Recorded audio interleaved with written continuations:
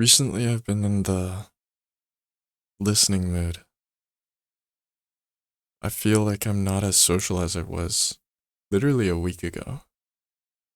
And that's slightly part of why I haven't been uploading. I've also just not been uploading because I've been busy and there's a lot to do. But I mean, I'd find the time if I really could. The other reason I haven't been uploading is because I've been trying to set a Yeah, it's more just because I've asked my roommate to start knocking on my door and forcing me to turn off my computer by I don't know, whenever he's going to sleep because I would consider him having a better sleep schedule than me. So he'll knock on my door, I'll open the door, and he'll watch me turn off my computer. And then once I do that, I immediately brush my teeth and get ready to go to sleep or eat something and then go to sleep. So it's a very good routine to have, just having an accountability partner. So, advice for fixing your sleep schedule, whoever you're living with, if you're living alone, it's really tough. I set alarms, and the alarms do absolutely nothing. And I've accepted that. I've accepted that I cannot change it. And that's okay. I've recognized my weakness, and this is how I'm going to change it. And it's worked very well. So I highly recommend that if you want to fix your sleep schedule, have an accountability partner, and he'll knock on your door. He'll make sure. See, the thing is, computer is the thing that keeps me up because I'll do so many things and I'll constantly have things to do on the computer. So no matter what, I'll never run out of things to do. And the same thing too, like if I get bored or if I run out of things or if I don't feel like doing one of the things, I'll just watch YouTube or just play video games. So no matter what, there's always something to keep me trapped in this instead of sleeping. But having this accountability partner is fantastic, I will say. And so what I was going to say is if computer isn't your vice, your device, your device, your vice of devices, then, and let's say it's your phone, then still having that accountability partner of knocking on your door and saying, okay, it's time to go to sleep, you can still figure out a way to turn off your phone. Like you'll shut it down completely. And then that way you won't ever look at it. If you need something for your phone, you'll have like if I need to see the time, I have a watch, a watch that I can just check in the middle of the night if I need to see the time. But realistically, you don't usually need to. You kind of do. If you need to wake up early, you need to see the time and make sure, okay, I still have time to sleep or like relax. I still got a bit of time to brush my teeth and do all these things. So having things that outsource the tasks that you'd normally assign to your phone. If your phone is your vice, which I would say is the majority of people nowadays. So, yeah, if you scroll, if you stay up, if you have a bad sleep schedule because of your phone, have an accountability partner to turn it off. And you'll be pretty good at determining what measures will actually help you get a better sleep schedule, help you get rid of this temptation of continuously staying awake. Like, what's keeping you awake? And by just having something to pull you out of what you're currently doing. So, somebody knocking at my door pulled me out of that comfort state of, I still need to keep on doing this. No matter what, I have to obey that knock. That wasn't even any of the notes that I listed. I wanted to do two quick notes today, and I'm already at 4 minutes, but I think this was really good advice for somebody who I haven't been able to fix my sleep schedule really ever. It's always been bad. And that's one of the biggest things that I've struggled with. And I feel like I'd be a superhuman if I could finally fix that. Okay. And set a realistic time too. Like, don't just say 8 p.m. Gotta go to sleep at 8 p.m. Well, like, if that's what your life requires, then maybe, but be realistic about it and also taper down. So, I mean, if you've been going to sleep at like 5 a.m., maybe go to sleep at like 3 a.m.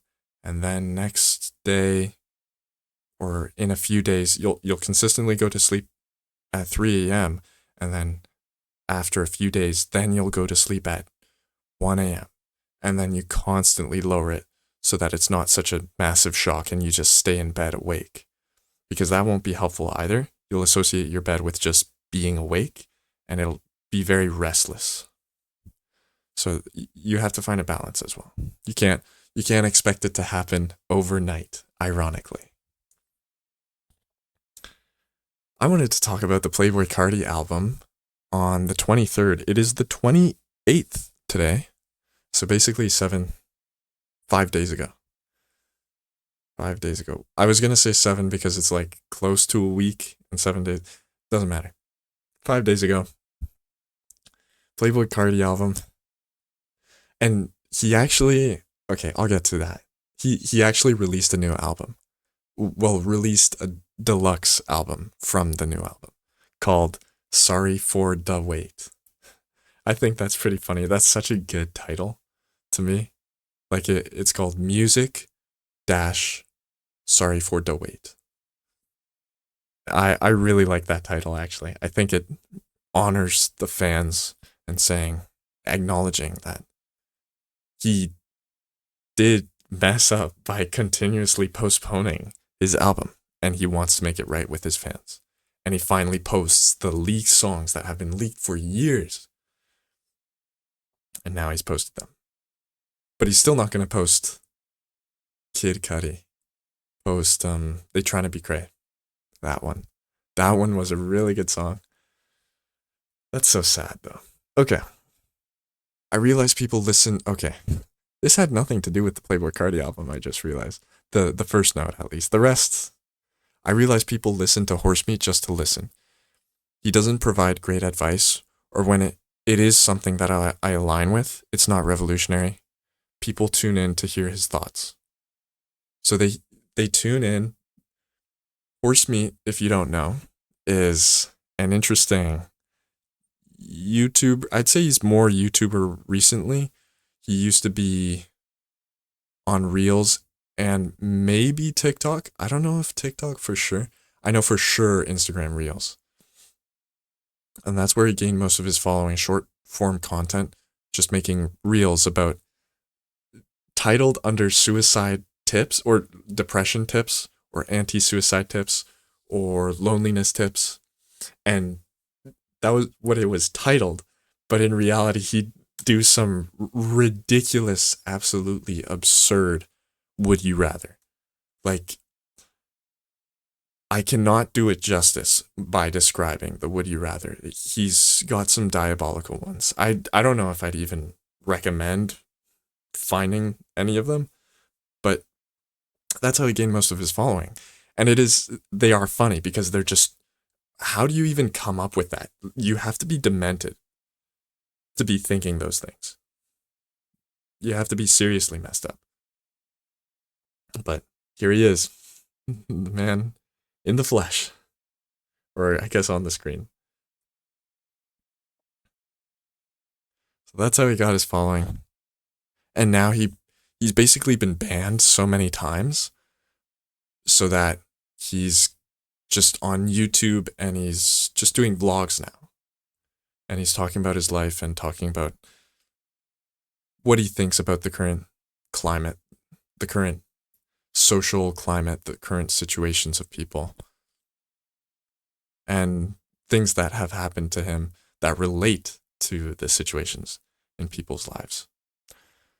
I'm realizing I'm only going to have to talk about this one because if I talk about the other one, it's going to be more than a 20-minute video. Right, so the second point, yeah, people watch his videos just to listen to him. Not necessarily to get advice. Not to get advice. They just watch it to hang out with him, to be with him, to just listen.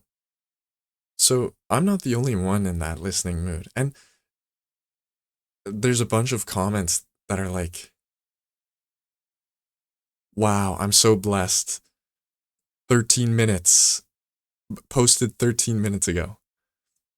I'm so lucky, posted 5 minutes ago. So these are loyal subscribers, loyal people watching his videos. And they're genuinely interested in what he has to say. Just to listen. And I'm sure some people see him as an authority, but he really isn't. He doesn't have any authority. He has no credentials to back it up. But he's got experience, and he can offer advice from his experience. I mean, everyone can. Everyone can give advice based off of, everyone can give their thoughts based off of their experience. And I'm thinking incels, they provide an interesting perspective as well. Because, I mean, you could consider a lot of people incels, but I remember this one guy. I think I've mentioned him before. He himself considered him really ugly. And I'm going to be honest, I considered him really ugly. Likely the most ugly person I've ever seen. And he was on YouTube. So he was talking about how he was just so depressed. And he could never get a girlfriend. He's never had a girlfriend. He's never kissed a girl. Just all those situations, all those things that people take for granted. I would have no idea what it's like. Well, I would have some idea. I could maybe imagine what it's like being ugly, but there would be so many small things that I take for granted that I'm glad that I'm not ugly. It's good. It's good for him. I mean, good for him. It's good for him that he climbed out of it. He was seriously depressed, and then from what I know, from what I last saw, he has a wife and he has his own gaming channel and he's living much better. Living much better is very subjective, though.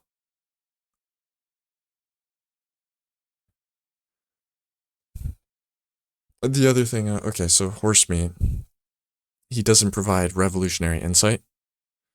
So a lot of the advice that he gives, I don't agree with. He's very liberal in terms of sex. I don't agree with that. But what I do respect, what I do like a lot is that he says, so his subscribers will sometimes give him an email. We'll send him an email and say, hey, my partner's doing this, my girlfriend's doing this, she's Catholic, she's doing this, and I'm really like I need something from the relationship. I need a certain I need to be satisfied in a certain way in the relationship, and she's not providing it. I have a certain need from the relationship, and she doesn't have the same need, or she's saving herself. And he'll say, listen, it's just not going to work. You have to break up.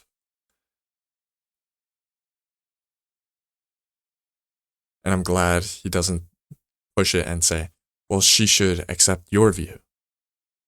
No, he's not claiming there's one right way. He's not claiming his way is right, especially. He's just claiming it's not going to work. This is something that you cannot, if you have these concrete ideas already formed, you can't work around it.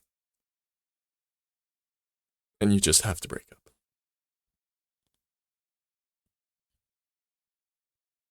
And the other thing too, there was another vlog that I saw where it was something like if you're evil, there was a certain, I can't remember the specific evil trait he was describing, but if you're like this, Like if you've killed someone, yeah, something like that. Then, oh no, it was something like lower your standards if you've been to jail, been in jail. Like you've got to lower your standards way below. And the other thing too is he exaggerates. He talks very exaggerated and very crass. So it's interesting. It's funny to listen to him. He, yeah, he's just a funny guy, and he says it so deadpan, so serious. He never laughs, but it is very funny. It is very comedic.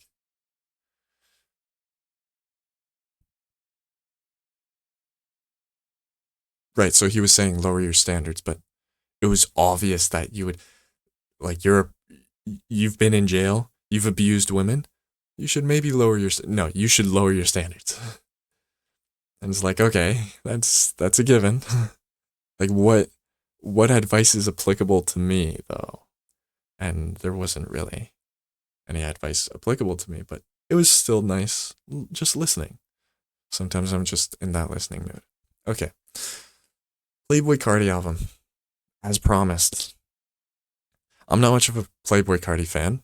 I didn't like the original album. The original album. The his old stuff. Like what's it? Red? A whole lot of red. That's the one. I didn't like that one too much. Right, whole lot of red. Die Lit. Playboy Cardi. I think I have. I didn't even like Magnolia. I just liked it after.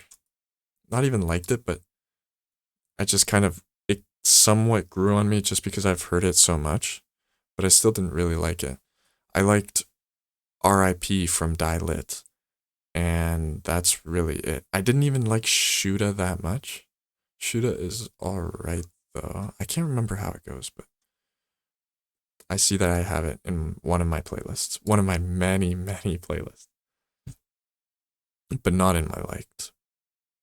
At least not right now. Whole lot of red. Yeah, just have stop breathing. And now there's music. And music, this music album, I've got Pop Out, Crush, Evil Jordan, Mojo Jojo, Philly, Toxic, Crank, Good Credit, Wake Up Filthy, Jumpin', Cocaine Nose, We Need All the Vibes, Opium Baby, HBA. So I've got, just from this one album, more liked songs. And these are on my liked too. These aren't just on any playlist. These are on my liked. So I put emphasis on this because I don't have all that many liked.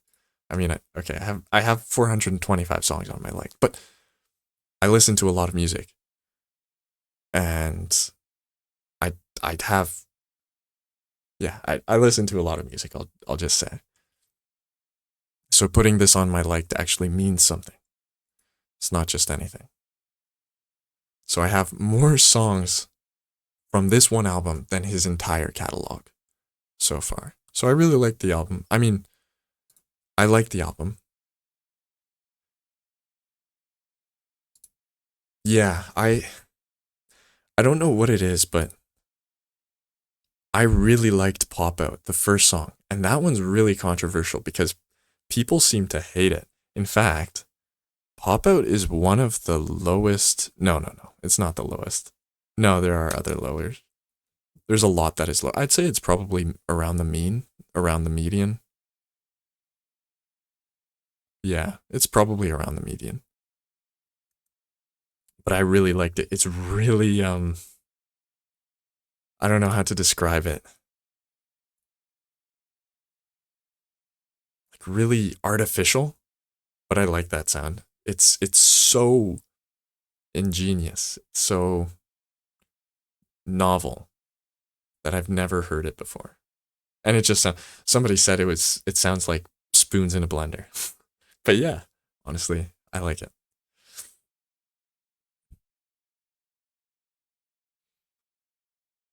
And then he posted sorry for the wait, music dash sorry for the wait. And he's got 2020. Okay. The 4 new songs that he's added is Different Day, 2024 Backrooms, Foam DJ. And I haven't been able to listen to them yet because I gave up music for Lent. I gave up, more specifically, anything that's not chill hop and Christian rap or just Christian music in general. And I've gravitated towards Christian rap because it's the most similar to what I would enjoy if I didn't give up music, yeah, every other type of genre and music. So I haven't been able to listen to it, but on Sunday I should be able to listen to it because that's like a break day, a free day. I already know 2024 and Backrooms, but I'm excited that they're actually officially published and I don't have to listen through some random SoundCloud. It's now official and I can just listen on Spotify. I think I liked those songs. I liked for sure Backrooms, but I don't know about 2024. I can't remember how they sound.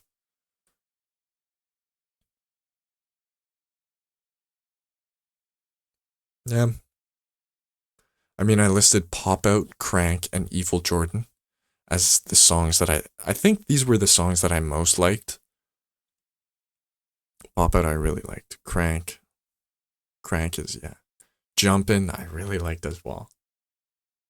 Yeah, they're just they're so weird. I highly recommend Jeans by Two Hollis. This one is really weird, definitely artificial, and a lot going on, and it's just so overstimulating, like hyper pop almost. I would even consider it hyper pop, hyper rap, if you could categorize it. But I really liked it, and that was my favorite song. That might still be my favorite song. It's a really good song, at least personally. But I recommend it to other people, and they don't really see any merit in it. They don't like it nearly as much as I appreciate it. So my music taste is a little weird, anyways. It's niche. We'll say it's niche. It's posh, even, you could say.